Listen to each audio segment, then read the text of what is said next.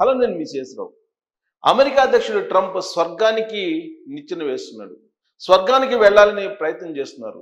అందులో భాగంగానే ఆయన అభిప్రాయాన్ని వ్యక్తం చేస్తూ రష్యా ఉక్రెయిన్ మధ్య శాంతి నెలకొల్పితే తాను స్వర్గానికి వెళతాను అనేటువంటి నమ్మకంతో ఆయన ఉన్నారు. నిజంగా ఆయన ఈ మధ్యకాలంలో ఆధ్యాత్మిక ప్రయాణంలో ఉన్నారు. 2020న ఆయన ఒక ఆధ్యాత్మిక గురువుని నియమించుకున్నారు. ఆ గురువు యొక్క బోధనల్ని, ఆ గురువు ఇచ్చేటువంటి సూచనల్ని పాటిస్తున్నారు అని చెప్పి తెలుస్తుంది. అందుకే ఆయన తుపాకీ కాల్పులకు గురైనప్పటికీ కూడా ఆ సందర్భంగా కూడా ఆయన ఏదో స్క్రిప్ట్ కోసం నన్ను బతికిచ్చాడు దేవుడు అనేటువంటి కామెంట్ అప్పట్లో చేశారు ఎన్నికలకు ముందు. అమెరికా అధ్యక్షుడు అయిన తర్వాత అమెరికాని మెరుగుపరచడానికి, అమెరికాని ప్రపంచంలో నెంబర్ 1గా చేయడానికి నన్ను దేవుడు పంపించాడు అనేటువంటి భావాన్ని కూడా ఆయన ప్రమాణ స్వీకారం చేసేటప్పుడు వ్యక్తం చేశారు. ఇటీవల కాలంలో ఆయన ఆధ్యాత్మిక కోణంలోనే ప్రసంగిస్తున్నారు అనేది కూడా అమెరికాలో ఉండేటువంటి పత్రికలు కూడా ఇప్పుడు ప్రొజెక్ట్ చేస్తున్నాయి. ఈ సందర్భం ఎందుకు వచ్చింది అని అంటే, రీసెంట్గా పుతిన్ తోటి ఆయన భేటీ అయ్యారు. ఆ తర్వాత యూరోపియన్ నాయకులతో మాట్లాడారు. అలాగే జెలెన్స్కీ ఎవరు ఉక్రెయిన్ అధ్యక్షుడు, ఆయనతో కూడా భేటీ అయ్యారు. ఆ తర్వాత ఈ రెండు దేశాల మధ్య కనుక శాంతి నెలకొల్పితే, ఈ రెండు దేశాల మధ్య సీజ్ ఫైర్ కనుక ప్రకటిస్తే అప్పుడు నేను నిజంగానే స్వర్గానికి వెళ్ళే అవకాశం ఉంది అనేటువంటి నమ్మకంతో ఆయన ఉన్నారు. మరి అది సెటైరిక్గా ఆయన వేశారా? ప్రెస్ మీట్లో ఒక ఇంటర్వ్యూలో ఆయన చెప్పారు. మరి నిజంగానే ఆయన స్వర్గానికి వెళ్ళాలి అని అంటే ఇది నెరవేరాలి అని చెప్పి ఆయన నిజంగా అనుకుంటున్నారా, లేదా సెటైరికల్గా ఆయన మాట్లాడారా అనేటువంటి సందేహం చాలా మందికి కలుగుతుంది. అందుకే ఆయనకు సంబంధించినటువంటి మీడియా సలహాదారుగా ఉన్నటువంటి కరోలిన్ చాలా క్లియర్గా స్పష్టంగా ఆవిడ మాట్లాడారు. ట్రంప్కి స్వర్గానికి వెళ్ళాలని ఉంది, నిజమేను, మేలు చేస్తే స్వర్గానికి వెళ్తాము అనేటువంటి భావంతో ఉన్నారు. అందుకే రష్యా ఉక్రెయిన్ మధ్య యుద్ధాన్ని ఆపాలనేటువంటి ప్రయత్నం చేస్తున్నారనేది ఆయన మీడియా సలహాదారుగా ఉన్నటువంటి కరోలిన్ ప్రకటించారు. దీంతో ట్రంప్ ఆధ్యాత్మిక కోణం వైపు ఇప్పుడు మీడియా మొత్తం చూస్తూ ఉంది. వాస్తవంగా ఆయన మీద అనేక నేరారోపణలు ఉన్నాయి. లైంగికపరమైనటువంటి వేధింపుల కేసులు ఉన్నాయి. ఒక కేసులో శిక్ష కూడా పడింది. రీసెంట్గా ఆయన మీద లైంగిక వేధింపులకు సంబంధించినటువంటి కొన్ని అంశాలు కూడా బయటకు వచ్చాయి. ఎలన్ మస్క్ కూడా చెప్పారు ఆయన మీద ఉన్నటువంటి ఆరోపణలు, దానికి సంబంధించిన ప్రూఫ్లు కూడా ఉన్నాయి అని చెప్పారు. ఇన్ని ఆరోపణలు, ఇన్ని విమర్శలు మధ్య ఆయన ఇప్పుడు ఆధ్యాత్మికమైనటువంటి మాటలు మాట్లాడుతూ ఉన్నారు. ఆయనేమో ప్రపంచ అగ్రదేశ అధినేతగా ఉన్నారు. ఆయన మాట్లాడుతున్నటువంటి మాటలు, అలాగే ఇంప్లిమెంట్ చేస్తున్నటువంటి కొన్ని చట్టాలు, తీసుకున్న నిర్ణయాలను కనుక పరిశీలిస్తే కనుక ట్రంప్ ఒక పిచ్చోడు అని చెప్పి అంటున్నారు, ట్రంప్ మెంటలోడు అని చెప్పి అంటున్నారు. అమెరికా పౌరులు తిరగబడుతున్నారు. ట్రంప్ని అసలు రీకాల్ చేయాలనేటువంటి డిమాండ్ కూడా వస్తూ ఉంది. ఎందుకంటే ఇమ్మిగ్రేషన్ పాలసీని మారుస్తూ ఉన్నారు. అమెరికా చట్టాలలో ఉండేటువంటి లోపాలను సవరిస్తూ విదేశీయులు ఎవరు కూడా అక్కడికి రాకుండా చేసేటువంటి ప్రయత్నం చేస్తున్నారు.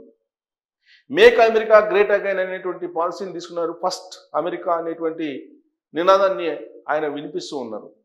ఎట్ ద సేమ్ టైం ప్రపంచంలో నుండి అన్ని దేశాల మీద ఆధిపత్యం కొనసాగించే ప్రయత్నం చేస్తూ ఉన్నారు. దానికి రెసిప్రోకల్ ట్యాక్స్ అనేటువంటి ఒక అస్త్రాన్ని ఎంచుకున్నాడు. మాట వినటువంటి దేశాల మీద ట్యాక్స్ భారం మోపుతూ ఉన్నారు. దిగుమతి సుంకాలను విధిస్తూ ఉన్నారు. దాంట్లో భాగంగానే భారత్ మీద భరించలేనటువంటి భారాన్ని మోపారు.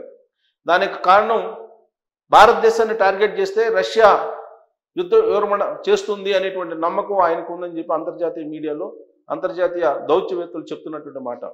రష్యా ఉక్రెయిన్ మధ్య యుద్ధం ఆగిపోవాలంటే భారతదేశాన్ని టార్గెట్ చేయాలని చెప్పి ఆయనకి దౌత్యవేత్తలు కొంతమంది సలహా ఇచ్చారు. ఆ మేరకే భారతదేశాన్ని టార్గెట్ చేస్తున్నారు అనేది కూడా వినిపిస్తూ ఉంది. సో పుతిన్, ట్రంప్ ఇద్దరు కలిసినటువంటి సందర్భంగా కూడా ఆయన యుద్ధం ఆగిపోయే అవకాశం ఉందనేటువంటి ఆశావాహ దృక్పథంతో ఉన్నారు. ఇప్పుడు ఆ యుద్ధాన్ని ఆపేస్తే తాను స్వర్గ లోక ప్రాప్తి కలుగుతుంది తనకి అనేటువంటి భావంతో ఆయన ఉన్నారు. ఇప్పటి వరకు తన పరిపాలన బాగలేదని చెప్పి అందరూ అంటున్నారు. అలాగే అనేక మంది ఇబ్బంది పడుతున్నారు.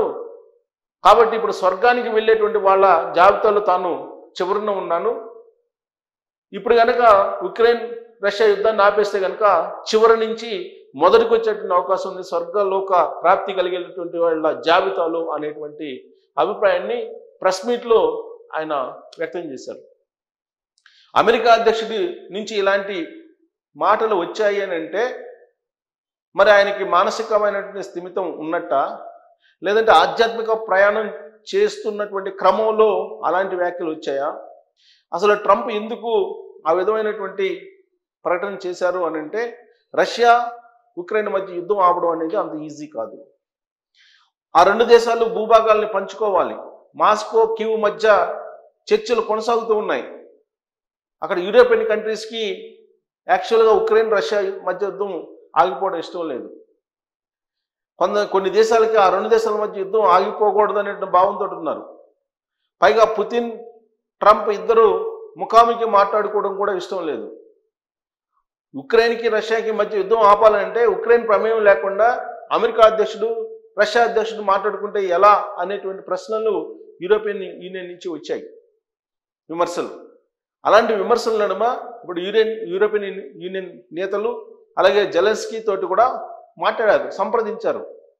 కానీ పుతిన్ ఏదైతే కోరుకుంటున్నారో ఆ దిశగానే ఒత్తిడి తీసుకొస్తున్నారు జెలెన్స్కీ తోటి ఒప్పించడానికి, ఉక్రెయిన్ అధ్యక్షుడిని ఒప్పించడానికి అనేది కూడా అంతర్జాతీయ సమాజంలో ఇప్పుడు ట్రంప్ మీద ఒత్తిడి పెరుగుతోంది.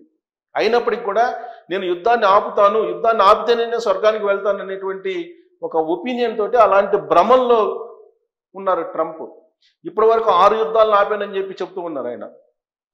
6 యుద్ధాలను ఆపడం ఒక ఎత్తు, ఇప్పుడు రష్యా ఉక్రెయిన్ మధ్య యుద్ధాన్ని ఆపడం మరొక ఎత్తు అనేలాగా ఆయన భావిస్తూ ఉన్నారు. ఈ యుద్ధాన్ని కనుక ఆపేయగలిగితే నాకు స్వర్గలోక ప్రాప్తి కలుగుతుంది అనేటువంటి నమ్మకంతో ఇప్పుడు ట్రంప్ ఉన్నారు. ట్రంప్ అదే చెప్తున్నారు, ఇంటర్వ్యూలో చెప్తున్నారు, మీడియాకి చెప్తున్నారు. దాన్ని ఆయన మీడియా సలహాదారు ధృవీకరిస్తున్నారు. మరి ట్రంప్ నిజంగానే స్వర్గలోకానికి వెళ్ళాలంటే రష్యా ఉక్రెయిన్ మధ్య యుద్ధం ఆగిపోవాలా? ఆ యుద్ధం ఆగిపోవాలంటే భారతదేశాన్ని ఇప్పుడు ఇరుకుని పెట్టాలా? ఆ ఇరుకుని పెడితేనే ఆ యుద్ధం ఆగిపోతుందా అనేటువంటి ఒక చర్చ జరుగుతుంది. ఇదంతా కూడా ఎందుకు మార్పు వచ్చింది ట్రంప్ కని అంటే ఒకవైపు నరేంద్ర మోడీ గారు, ఇంకొక వైపు పుతిన్, మరొక వైపు చైనా అధ్యక్షుడు జిన్పింగ్, వీళ్ళందరూ వేస్తున్నటువంటి ఎత్తుగడలు అర్థం కానటువంటి పరిస్థితుల్లో ఆయన ఆధ్యాత్మిక కోణంలోకి వెళ్ళిపోయారని చెప్పి అంతర్జాతీయంగా చర్చ జరుగుతోంది. ట్రంప్ తీసుకున్నటువంటి నిర్ణయాలకు ప్రతిగా అటు చైనా అధ్యక్షుడు కానీ లేదా భారత ప్రధానమంత్రి నరేంద్ర మోడీ గారు కానీ రష్యా అధ్యక్షుడు పుతిన్ కానీ తీసుకుంటున్నటువంటి నిర్ణయాలు ట్రంప్ని ఉక్కిరిబిక్కిరి చేస్తున్నాయి, ట్రంప్ని ఆందోళనకు గురి చేస్తున్నాయి. ఆ ఆందోళన నుంచే, ఆ భయం నుంచి, ఆ ఒత్తిడి నుంచి వచ్చిందే ఆధ్యాత్మిక మార్గం ఆయనకి అనేటువంటి ఒక ఒపీనియన్ కూడా అంతర్జాతీయ సమాజంలో వినిపిస్తుంది. మరి మోడీ కొట్టినటువంటి దెబ్బకు, మోడీ రచించినటువంటి వ్యూహానికి ట్రంప్కి దేవుడు కనపడుతున్నాడా అనే దాని మీద మీరు కామెంట్ చేయొచ్చు. Thank you.